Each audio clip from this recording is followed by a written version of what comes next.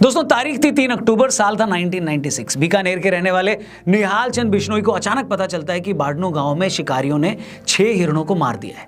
खबर मिलते ही निहाल चंद फौरन कुछ गांव वालों के साथ शिकार वाली जगह पर पहुंच जाते हैं। ये लोग शिकारियों को रोकने के लिए उन पर धावा बोल देते हैं। शिकारी इन लोगों को अपनी तरफ आता देख गोलियां चलाना शुरू कर देते हैं। इस गोलीबारी में निहाल चंद जी बुरी तरह जख्मी हो जाते हैं, मगर वो उस जगह को नहीं छोड़ते जहां मरे हुए हिरण पड़े थे। आखिरकार शिकारियों को बिना हिरण लिए वहां से जाना पड़ता है। कुछ देर बाद घायल निहाल चंद बिश्नोई की मृत्यु हो जाती है।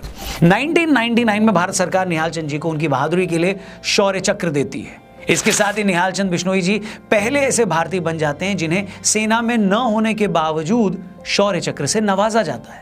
हो सकता है कि बिश्नोई समाज के बाहर इस कहानी से कुछ लोग वाकिफ न हो, मगर बिश्नोई समाज में निहाल चंद जी की ये दास्तां हर कोई जानता है। हमने भी इस वीडियो की शुरुआत अगर इस कहानी से की है तो इसके अपने रीजंस हैं। बाबा सिद्दीकी की मौत के बाद आज हर किसी की जुबान पर लॉरेंस बिश्नोई का नाम है। लॉरेंस बिश्नोई का ये स्टेटमेंट हर जगह चल रहा है कि जब तक सलमान खान काले हिरण की मौत के लिए माफी नहीं मांगते तब तक वो सलमान खान को माफ नहीं करेंगे। बहुत से लोग जो राजस्थान या इस इलाके के बाहर के हैं वो ये बात समझ ही नहीं पा रहे हैं कि आखिर एक हिरण को मारना इतना बड़ा मामला कैसे बन गया। बहुत से लोग लॉरेंस के इस गुस्से पर हैरान भी हो रहे हैं। लॉरेंस ने सही किया या गलत हम उसकी डिटेल में नहीं जा रहे, लेकिन हमारे व्यूअर्स के लिए यह समझना बहुत इंपॉर्टेंट है कि आखिर बिश्नोई समाज एक हिरण की मौत के लिए सलमान खान से आज भी इतना गुस्सा क्यों है।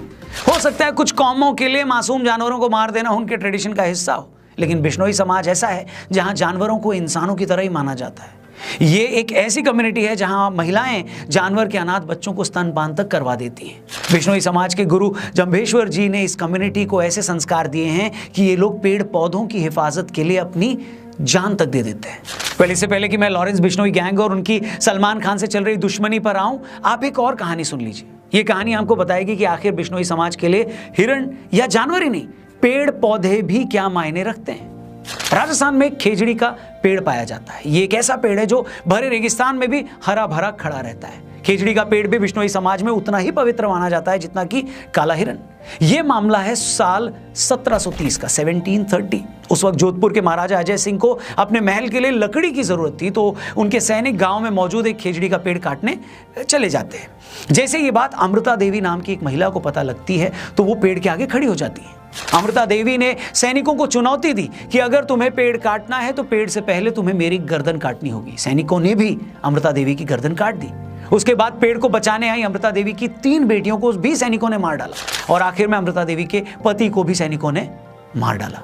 आपको जानकर हैरानी होगी कि उस दिन उस एक पेड़ को बचाने के लिए 363 लोगों ने अपनी जान दे दी। ये बताइए दोस्तों, क्या दुनिया के इतिहास में आपने ऐसी कोई एक भी कहानी सुनी है जहां एक पेड़ को बचाने के लिए 363 लोगों ने अपनी गर्दनें कटवा ली हो? शर्म की बात है कि आजादी के बाद इतिहास लिखने वालों ने औरंगजेब जैसे क्रूर शासकों का तो महिमा मंडन कर दिया, मगर उन वामपंथी मक्कारों ने आपको ऐसी एक कहानी नहीं बताई। अगर ऐसी कहानियां इस देश के बच्चों ने पढ़ी होती तो वो अपने लोगों की बहादुरी के बारे में जान पाते। आज के बच्चे ये समझ पाते कि बहादुरी का मतलब सिर्फ ये नहीं होता कि आप दूसरे राज्य पर कब्जा कर लें या आप मजहब फैलाने के लिए काफिरों की गर्दन काट लें। बहादुरी का मतलब ये होता है कि अगर एक पेड़ को बचाने के लिए आपको अपनी गर्दन तक कटवानी पड़े तो भी आप पीछे न हटे। बहादुरी किसी को मारने में नहीं, बल्कि बहादुरी एक पौधे, एक जीव को बचाने के लिए अपनी जान तक देने में है। और भारत की ऐसी ही कहानियां हमारे पॉडकास्ट में आपको देखने और सुनने को लगातार मिलेंगी। इसके लिए आप हमारे टीआरपी चैनल को जरूर सब्सक्राइब करिएगा। डिस्क्रिप्शन में उस चैनल का लिंक दिया है। वीडियो में आगे बढ़ते हैं। लॉरेंस बिश्नोई का कहना है कि बचपन में जब उसे यह पता लगा कि सलमान खान ने जोधपुर में काला हिरण मारा है, तब से ही वो उससे बदला लेना चाहता था। जो लोग उस वक्त के बारे में नहीं जानते उनको ये बता दें कि ये बात है 1998 की। सलमान खान अपने को स्टार्स के साथ उस वक्त जोधपुर के आसपास हम साथ साथ हैं फिल्म की शूटिंग कर रहे थे। तभी रात के अंधेरे में गांव वालों को गोली चलने की आवाज आई। गांव वाले गोली चलने की जगह पर पहुंचे तो वहां पर उन्हें गाड़ी में कुछ लोग दिखाई दिए। गांव वाले गाड़ी को तो नहीं रोक पाए, मगर उनमें से एक आदमी ने सलमान खान को पहचान लिया। पड़ताल करने पर पता चला कि उस रात गांव में 2 चिंकारा और 3 काले हिरण मार दिए गए हैं। मामले की छानबीन शुरू हुई और वन विभाग की टीम, घोड़ा बाड़ा फार्म्स पहुंच गई, जहां सलमान समेत हम साथ साथ हैं के क्रू मेंबर्स रुके हुए थे। वहां काले हिरण के अवशेष मिले। 2 अक्टूबर को बिश्नोई समाज ने इस मामले में सलमान खान के खिलाफ FIR दर्ज कराई। सलमान खान की गिरफ्तारी हुई और उन्हें जेल जाना पड़ा, मगर हाथों हाथी उनको जमानत भी मिल गई। बिश्नोई समाज का गुस्सा इस बात को लेकर है कि आज इस मामले को चलते तकरीबन 27 साल हो गए हैं, मगर इन 27 सालों में सलमान खान को इस मामले में सिर्फ 18 दिन जेल जाना पड़ा और ट्रायल कोर्ट से सजा सुनाए जाने के बावजूद वो आज भी जमानत पर है। 2006 में एक ट्रायल कोर्ट ने सलमान खान को 5 साल की सजा सुनाई थी, मगर 2007 में राजस्थान हाई कोर्ट ने सलमान खान की सजा को सस्पेंड कर दिया। फिर जुलाई 2016 आते आते राजस्थान हाई कोर्ट ने सलमान खान को 2 चिंकारा के शिकार के मामले में बरी ही कर दिया। 2017 में जोधपुर हाई कोर्ट ने सलमान खान को शिकार के टाइम एक्सपायर्ड हथियार रखने के मामले में भी बरी कर दिया। इसके बाद 2018 में ट्रायल कोर्ट ने इस मामले में सलमान खान को फिर से 5 साल की सजा सुनाई, मगर सलमान अभी तक जमानत पर है। इस तरह मामले के 27 सालों बाद भी बिश्नोई समाज अब भी न्याय का इंतजार कर रहा है। हैरानी की बात नहीं है कि इसी के बाद 2018 में लॉरेंस बिश्नोई ने ऐलान किया था कि काले हिरण के शिकार के मामले में वो सलमान खान को जिंदा नहीं छोड़ेगा और पूरे बिश्नोई समाज की तरफ से उससे बदला लेकर रहेगा। आज से 2 साल पहले की बात है। साल था 2022, महीना था जून का। सलमान खान के फादर सलीम खान साहब मॉर्निंग वॉक कर रहे थे, तभी उन्हें एक बेंच पर एक धमकी भरा खत मिलता है। उस खत में लिखा था, सलमान खान का हाल भी सिद्धू मूसेवाला जैसा कर देंगे। इसके बाद मार्च 2023 में सलमान खान के ऑफिशियल मेल ID पर 3 धमकी भरे ईमेल भेजे जाते हैं। इन ईमेल्स में साफ लिखा होता है कि अगला नंबर तेरा है, जोधपुर आते ही तू मूसेवाला की तरह मारा जाएगा। इसके बाद मार्च 2023 में लॉरेंस बिश्नोई जेल से एक इंटरव्यू देता है। उस इंटरव्यू में लॉरेंस बिश्नोई बताता है कि मेरा बचपन से एक ही सपना है, सलमान खान को मारना। इसके बाद अप्रैल 2023 में भी रॉकी नाम का एक लड़का फोन पर मुंबई पुलिस को सलमान खान को जान से मारने की धमकी देता है। इस साल उस वक्त हद हो गई जब 14 अप्रैल 2024 को सलमान खान के गैलेक्सी अपार्टमेंट के बाहर से 2 मोटरसाइकिल सवार लोग उनके घर की फर्स्ट फ्लोर की बैल्कनी पर फायरिंग कर देते हैं। इस पूरे मैटर में अब तक का सबसे बड़ा मोड़ तब आया जब कुछ दिन पहले मुंबई के एक बड़े नेता और सलमान खान के करीबी दोस्त बाबा सिद्दीकी की कुछ लोगों ने गोली मारकर हत्या कर दी। उस मर्डर के कुछ देर बाद ही लॉरेंस बिश्नोई गैंग ने इसकी रिस्पॉन्सिबिलिटी ले ली। यह खबर आई कि लॉरेंस बिश्नोई गैंग बोल रहा है कि जो भी आदमी सलमान खान की हेल्प करेगा वो मारा जाएगा। आपको बता दें कि ये वही बाबा सिद्दीकी हैं जिन्होंने 2013 में अपने घर हुई इफ्तार पार्टी में सलमान और शाहरुख खान की सुलह करवाई थी। बाबा सिद्दीकी सलमान खान की फैमिली के बहुत क्लोज थे।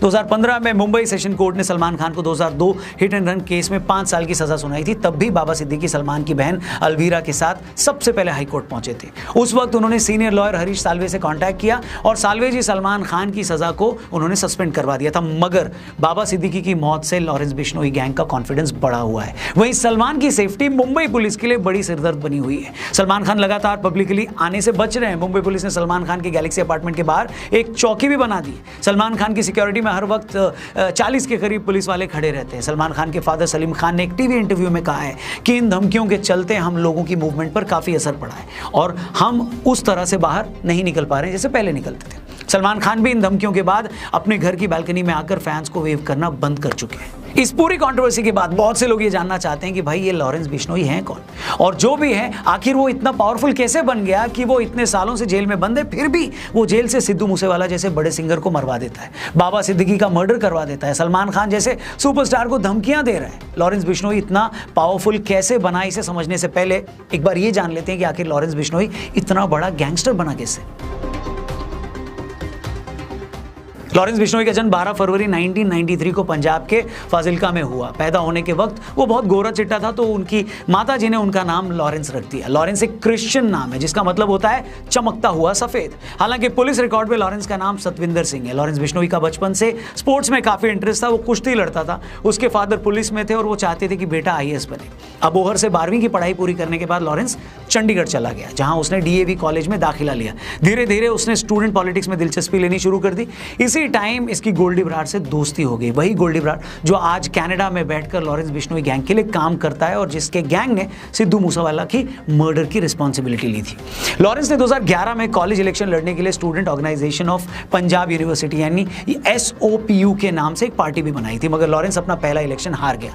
इस हार के बाद से लॉरेंस को काफी इंसल्टेड फील हुआ, जिसके बाद उसने एक रिवॉल्वर खरीदी और उस गैंग से भिड़ गया जिसने उसे इलेक्शन में हराया था। कुछ मीडिया रिपोर्ट्स की माने तो कॉलेज टाइम में लॉरेंस की गर्लफ्रेंड थी। आपसी रंजिश में दूसरे गैंग ने उसकी गर्लफ्रेंड का मर्डर कर दिया, जिसके बाद लॉरेंस पूरी तरह से क्राइम की दुनिया में आ गया। आगे चलकर लॉरेंस की दोस्ती संपत नेहरा से हुई। संपत पुलिस इंस्पेक्टर का बेटा था। लॉरेंस, गोल्डी और संपत ने मिलकर पंजाब के साथ साथ हरियाणा में अपना एक क्राइम सिंडिकेट बनाया। इस तिकड़ी ने हरियाणा में काला जठेड़ी और दिल्ली में जितेंद्र गोगी के साथ भी ग्रुप बना लिया। इसके बाद लॉरेंस शराब माफिया, ड्रग स्मगलर्स और बिजनेसमैन से फिरौती मांगने लगा। 2012-13 आते आते उसने अपना घर भी छोड़ दिया। 2014 में लॉरेंस बिश्नोई को राजस्थान में अरेस्ट करके भरतपुर जेल भेजा गया था, मगर एक पेशी के लिए मोहाली ले जाते टाइम वो पुलिस कस्टडी से भाग गया।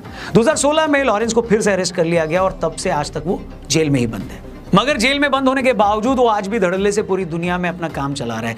29 मई 2022 को सिंगर सिद्धू मूसेवाला की उसके घर के कुछ दूरी पर 24 गोलियां मारकर हत्या कर दी गई। बाद में पता चला कि उस पूरे मर्डर को भी लॉरेंस बिश्नोई और गोल्डी ब्राड ने अंजाम दिया था। 5 दिसंबर 2023 राष्ट्रीय राजपूत करनी सेना के अध्यक्ष सुखदेव गोगामेडी की उनके घर में घुसकर गोली मारकर हत्या कर दी गई। इस हमले में एक शूटर भी मारा गया था। मर्डर के कुछ देर बाद लॉरेंस गैंग के रोहित गोधारा ने सोशल मीडिया पर पोस्ट करके मर्डर की जिम्मेदारी ले ली थी। इसके बाद इसी साल 14 अप्रैल 2024 को सुबह 4:51 पर 2 बाइक सवारों ने सलमान खान के बैंड्रा वाले गैलेक्सी अपार्टमेंट पर 5 राउंड फायरिंग भी की। इस फायरिंग में एक गोली सलमान के घर की दीवार पर लगी, वहीं एक गोली सलमान के घर पर लगे नेट को चीरती हुई उनके ड्राइंग रूम की दीवार पर जा लगी। फायरिंग के बाद दोनों शूटर्स अपनी बाइक मौके पर ही छोड़कर फरार हो गए। बाद में लॉरेंस के भाई अनमोल ने सोशल मीडिया पर पोस्ट करके इस हमले की जिम्मेदारी ली थी।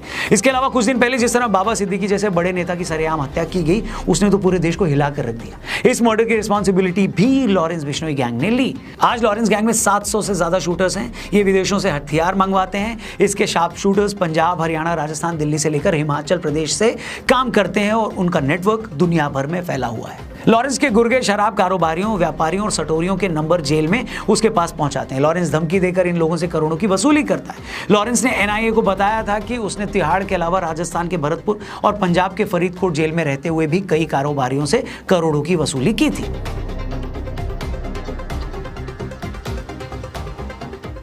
आज लॉरेंस बिश्नोई गैंग का नेटवर्क सिर्फ भारत तक ही नहीं है। ये गैंग गोल्डी ब्राड के थ्रू कनाडा से ऑपरेट करता है। गैंग के कई मेंबर्स कनाडा, यूके, यूएसए और दुबई में रहते हैं। इन देशों में लॉरेंस गैंग को फंडिंग मिलती है। ये पैसा हवाला के जरिए भारत आता है। Lawrence Bishnoi gang social media पर बहुत पॉपुलर है। इंस्टाग्राम, फेसबुक और यूट्यूब जैसे प्लेटफॉर्म पर उनके हजारों फॉलोअर्स हैं। अपनी सोशल मीडिया फॉलोइंग के थ्रू वो अपनी धमकियों की मार्केटिंग करता है। लॉरेंस की गैंग में बहुत बड़े लेवल पर नाबालिग लड़के हैं। इन लोगों को गैंग से जोड़ने के लिए ये एक क्राइम के लाखों रुपए मिलते हैं। आज लॉरेंस का नेटवर्क लोकल और इंटरनेशनल लेवल पर इतना मजबूत है कि वो जेल में बंद होने के बावजूद पूरी दुनिया में कहीं भी क्राइम को अंजाम दे सकता है। यही रीजन है कि सलमान खान को मिल रही उनकी धमकियों को पुलिस बहुत ज्यादा सीरियसली ले रही है। सलमान खान को लगभग अंडरग्राउंड होकर काम करना पड़ रहा है। इस पूरी कंट्रोवर्सी के बाद ऐसे भी लोग हैं जो लॉरेंस को एक क्रिमिनल की तरह देखते हैं। वहीं ऐसे भी लोग हैं जो लॉरेंस को हीरो मान रहे हैं। उनका मानना है कि कम से कम सलमान के केस में लॉरेंस गलत नहीं है।